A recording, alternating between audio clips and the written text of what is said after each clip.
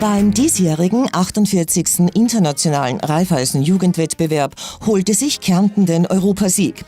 Dies wurde auf der Dachterrasse der Villa Lido gebührend gefeiert. Bereits vor 20 Jahren ist das erste Mal ein Kärntner Europameister geworden und heuer das zweite Mal.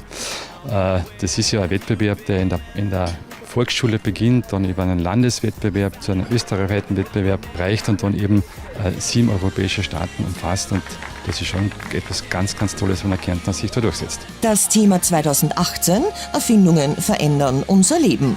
Der junge Künstler aus Bleiburg, der später einmal selbst Erfinder werden möchte, erklärt uns die Bedeutung seines Bildes. Das ist ein Polizist, der tut Staubsaugen, bügeln und der tut die Motor erweitern.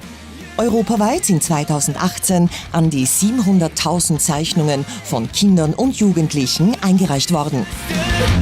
Hey!